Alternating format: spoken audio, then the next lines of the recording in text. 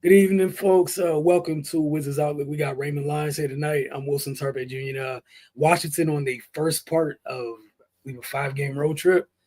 Uh, Bad start, plain and simple. Go down to Memphis. Memphis is without some key players. That said, Jaron Jackson Jr. did play, and he showed folks why he is one of the better players at his position in the league. He went off tonight, 39 points, 6 boards, one steal, a block, 5 of 12 from three. And then they also got a triple double from Scottie Pippen Jr. Um, in 28 minutes of playing time. Shout out to him. And then on the Wizards side, in terms of like just something that did happen that we need to acknowledge.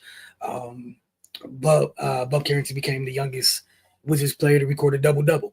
And he was flirting with a triple double in this one with 10, 10, 8, and 4. But Ray, they go down to Memphis. Memphis jumps on them early and never really let up.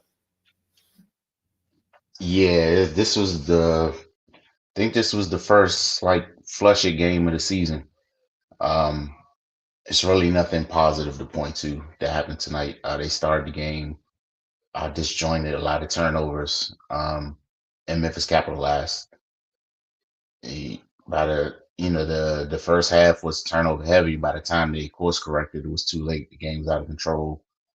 Memphis was firmly in the lead, and the Wizards just couldn't fight their way back into it. Uh, they they tried a couple times in the first half, but they just couldn't get anything going. This is definitely the worst they've looked offensively this year, in my opinion. Um, just falling all over themselves, basically. But you're going to take your lumps, especially in the position they're in. But yeah, but aside from the turnovers, they got manhandled really. The Grizz out rebounded them 50 to 41, 13 offensive boards, and I think almost 30 second chance points. You can't win a game like that. And the Wizards were three happy again with a very low percentage, 9 to 35. So yeah, nothing was working. And everything was working for Memphis. They had 7 players in double figures. You mentioned Jaron Jackson Jr.'s night.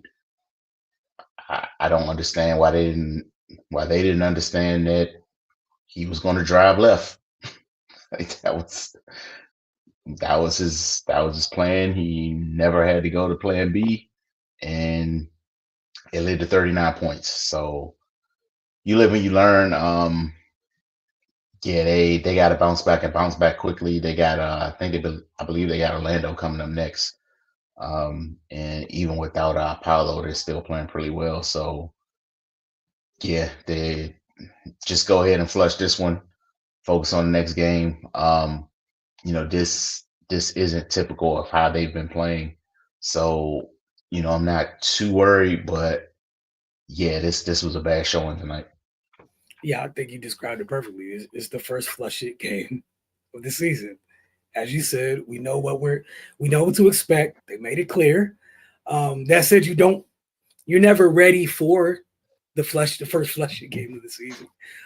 However, hey, look, it happened. We're here. Uh, Got to give some credit to the Grizzlies too. Their depth shone through in this one. I think sometimes people forget, they were missing kind of like franchise guy most of last year, bit of the year before due to some things. He didn't play tonight, but they were missing Brandon Clark last year too. Like they were Mhm. missing some guys, and then obviously we saw what they did in terms of some of their additions and whatnot. But Edie had a nice showing tonight in his 22 minutes, 7-4 is 7-4. You know, shocker. 14 points and 8 boards for him. Um, I just even think like some of the other guys, the lesser known guys over there that got better through the time where Ja was out, like Aldama, I think's Mhm. been growing in his role, right? Obviously, get to have Brandon Clark back. Um, Laravia, another one, is kind of quietly growing in his roles. Like we're seeing some of these other teams that start fast this year, and I'm not saying Memphis is off to a decent start. Like 6-4 is a decent start. They're not 8-1 or anything like that, but some of these other teams where we seen like the youth on their roster are rotation pieces that you can count on. That matters. It goes a long way on nights when John Morant, Marcus Smart do not play. Jaren Jackson Jr. is not exactly coming into war with nobody. That's it for Washington, like you said. Hey man, it's kind of a little bit of a recipe here. It's like they got to walk that fine line of we can shoot threes, but what's too much?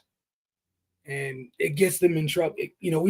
We've seen it get them in trouble several times this year already. Still, I thought you had a couple bright spots. We talked about Bub with the double, Florent with the triple double. Thought Keyshawn had a really nice in control game tonight. But it's hard to think about any of that. You shot 41 from the floor, 25 from three. And again, going back to the point where like we've shared, they have good size on this team. Like this isn't a Washington team that lacks size on the perimeter in the front court, what have you. They're missing Kuz or whatnot. But this was just like you said, this was just a flushy game, man. It's sometimes 1 + 1 is 2. I hate to be that person. Sometimes like the simplest explanation is sometimes the answer. Like you said, they got Orlando coming up. He's 4 more games left on his road trip. Don't go over. Let's go. You own 1, be 1-1 after Sunday night. And this loss happens, but you're not thinking about this loss if you go down to Orlando and take care of business. And that's gonna be another tall task. It's another big team. I'm interested to see how some of their bigger players deal with the size that Orlando has. That should be fun for the first time. But man, shout out to the Grizzlies. I think we know what a player the game is, but I gotta ask anyways. I think we know both of them. However, it's a formality I have to ask. I apologize in advance. Yeah, Jaren Jackson Jr., man, he was unstoppable tonight. Like that. It was frustrating to watch, to be perfectly honest, man, because he just did whatever he wanted. And he had a great night, man. Kudos to him. And then X Factor, I think, again, I wish I buried the lead, but I think just it happened while opening this recap. Yeah, man. Scottie Pippen Jr. getting the start for in place of Ja and coming out with a triple double. That's a heck of a performance. Is that his first start? If I'd bet on it. Now I actually want to know. See? Right. But either way, hell of a performance by him. With folks out, you want people to step up. That's one way to get folks' attention. Like I want some rotation minutes. They weren't here. Look what I did. That doesn't hurt. Like that's a well played game from that young man right there. Like what was it? 11. Yeah, 11, 10, 11 and a steal. Right. And only 2 turnovers. What can you complain about? No Morant, no Smart. What do you complain about? And shout out to Kyle Murray. He came and hit that 3 and that building went nuts late in the game. They were hoping that he hit that second one. But look, man, like you said, I think you described it perfectly.